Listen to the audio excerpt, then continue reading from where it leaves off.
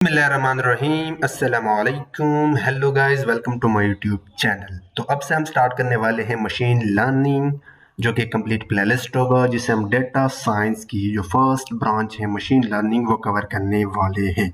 लेकिन machine learning पढ़ाने से पहले, इसकी इंट्रोडक्शन या इसकी जो यूज़ केस है वो बताने से पहले, let's talk about traditional programming आपने स्कूल लेवल या कॉलेज लेवल पे पढ़ा होगा। वहाँ पे आप इनपुट देते हो, उस इनपुट को आप प्रोग्राम करते हो, फिर अकॉर्डिंगली लॉजिक के अकॉर्डिंग आउटपुट जनरेट करते हो। जैसे कि ये एग्जांपल है ट्रेडिशनल प्रोग्रामिंग। इसको आप डेटा देते हो एज अ इनपुट। डेटा कोई भी हो सकता है, इंटीजर भी हो सकता है 2+2, कोई कैरेक्टर भी हो सकता है, कोई स्ट्रिंग भी हो सकता है। फिर उसको प्रोग्राम करते हो, यानी लॉजिक इंप्लीमेंट करते हो, जैसे कि 2+2। ये अकॉर्डिंगली आपको आउटपुट देता है which should be 4। Okay, so 2+2 will be 4। So traditional programming बहुत हेक्टिक है मशीन लर्निंग के लिए। सो traditional programming is nothing but आप इम्प्लीमेंट करते हो डेटा के ऊपर लॉजिक और अकॉर्डिंगली आउटपुट जनरेट करते हो।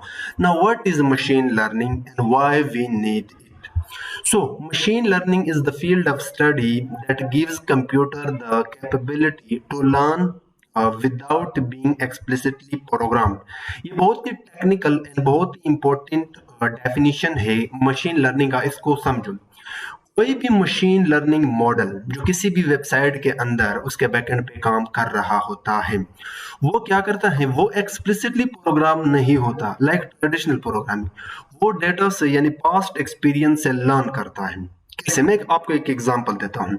जब आप किसी वेबसाइट पे जाते हो, लेट्स से कोई ई कॉमर्स वेबसाइट है और वहां पे प्रोडक्ट सेल होते हैं। जब आप वहां पे जाते हो फर्स्ट टाइम, तो आप वहां पे लॉग इन करते हो। लॉग इन करने के बाद वो वेबसाइट आपको प्रोडक्ट रिकमेंड करता है आपके सर्च के अकॉर्डिंग। लेट्स से वहां पे आपने स्पोर्ट्स से रिलेटेड प्रोडक्ट सर्च किए, तो आपको टॉप 10 स्पोर्ट्स से रिलेटेड प्रोडक्ट रिकमेंड करके देता है। बैकएंड में मशीन लर्निंग के एल्गोरिदम काम कर रहा होता है।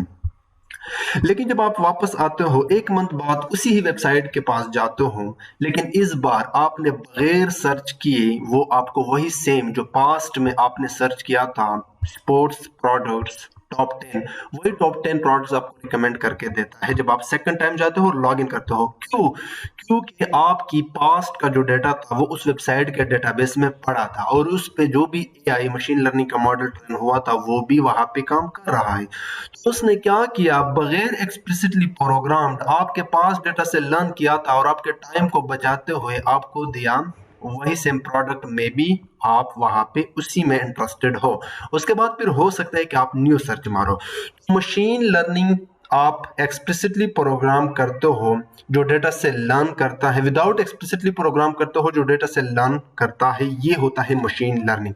अब मशीन लर्निंग कहाँ कहाँ पे यूज होता है और ये कैसे काम करता है, पहले हम इसको समझते हैं। सो ये है मशीन लर्निंग। इसको आप डेटा देते हो, ये बहुत सारा डेटा होता है और ये डेटा आपको आउटपुट देता है। कैसे? ये डेटा होता है टेबुलर फॉर्म में या अनस्ट्रक्चर्ड डेटा। अब मेरे पास एक डेटा है स्टूडेंट्स का, किसी स्टूडेंट का एज है, उसका स्कोर है और उसका स्टेट है कि वो पास हुआ है या फेल। तो एक स्टूडेंट है जिसका एज है 31 और उसका स्कोर है 99 और उसका स्टेट है 1 यानी पास। और एक दूसरा स्टूडेंट है जिसकी एज है 20 और उसका स्कोर है 33, और यहाँ पे जो आउटपुट है स्टेट है वो है 0 यानी फेल। तो input this 31 and 99 is your input and this is your output. So पहले से आउटपुट होता है। अब आप इस डेटा पे मॉडल को ट्रेन करते हो, और जब first second time new data आप उसको दिखाते हो, कोई नया स्टूडेंट आप दिखाते हो जिसकी एज लेट से 28 है और उसका स्कोर है 90, तो ये मॉडल क्या करेगा, प्रेडिक्ट करेगा 1। क्यों? क्योंकि वो पास है, क्योंकि उसके पास पास्ट एक्सपीरियंस था, उसके पास डेटा पहले से पढ़ा था। वो अपनी नॉलेज के बेस पे, अपने एक्सपीरियंस के बेस पे आपको बताएगा कि ये स्टूडेंट भी पास हो सकता है। तो आप क्या करते हो, बहुत सारा डेटा से मशीन लर्निंग मॉडल को, कोई भी मॉडल हो सकता है, क्लासिफिकेशन या रिग्रेशन का, सुपरवाइज्ड अनसुपरवाइज्ड, जो कि हम आने वाले वीडियोस में देखेंगे, उसे मॉडल को ट्रेन करते हो। और जब आप नया डेटा दिखाते हो जो मॉडल ने ना देखा हो, जैसे कि प्रोडक्ट के केस में, जब आप पहली बार गए तो उसने आपको कुछ नहीं दिखाया, आपने सर्च मारा स्पोर्ट्स से रिलेटेड प्रोडक्ट्स, तो उसने स्पोर्ट्स से रिलेटेड प्रोडक्ट्स आपको दिखाए।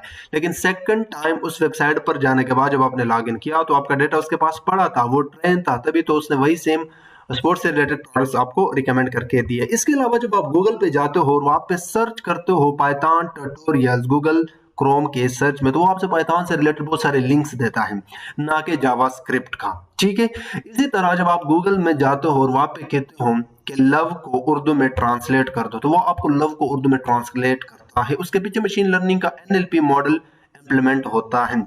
इसी तरह स्पीच रिकग्निशन, कुछ लोग ऐसे होते हैं जो गूगल पे जाके सर्च में टाइप करने के बजाय वहां पे जो माइक्रोफोन होता है उसको ओपन करता है और वहां पे स्पीक करते हैं कि मुझे ये चीजें दिखाओ, तो सेम वही चीजें आपको रिकमेंड करके देता है। तो उसके पीछे भी मशीन लर्निंग एल्गोरिदम है, इमेजेस को भी प्रोसेस करना। तो मशीन लर्निंग हर जगह है, आप जहां भी जाओगे आईटी की दुनिया में आपको मशीन लर्निंग दिखाई देगा।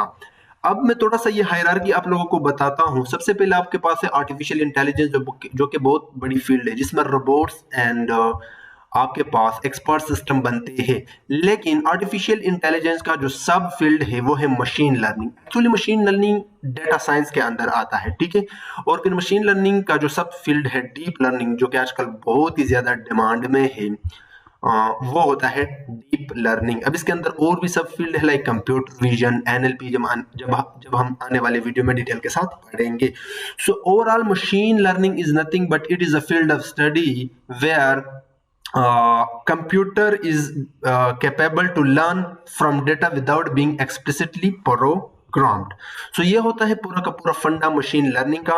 जब आपसे कोई पूछे कि मशीन लर्निंग क्या होता है, तो सिंपली आप आंसर करना कि machine learning is like human being जो अपने पास्ट एक्सपीरियंस से लर्न करता है और फ्यूचर में अगर कोई न्यू डिसीजन लेता है तो अपने पास्ट एक्सपीरियंस के बेस पे न्यू डिसीजन लेता है। वही है आपका मशीन लर्निंग। एक और एग्जांपल लेते हैं, एक आसान सा एग्जांपल लेते हैं।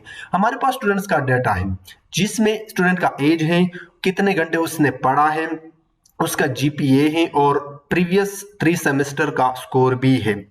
अब जब 4th सेमेस्टर का एग्जाम आएगा तो हम एक ऐसा मॉडल बनाते हैं जो प्रीवियस 3 सेमेस्टर के डेटा पे ट्रेन करके वो बताएगा कि इस 4th सेमेस्टर के टर्मिनल एग्जाम में ये स्टूडेंट पास होगा। क्यों?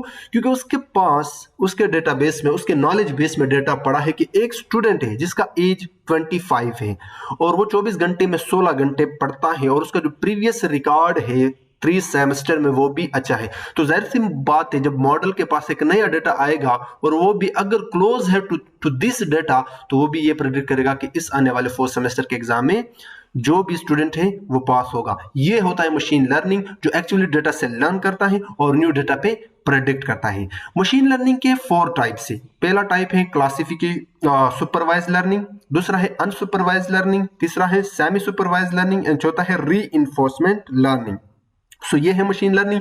तो वीडियो पसंद आई है, वीडियो को लाइक करो, चैनल को सब्सक्राइब करो और हाँ, आपकी कमेंट का इंतजार रहेगा।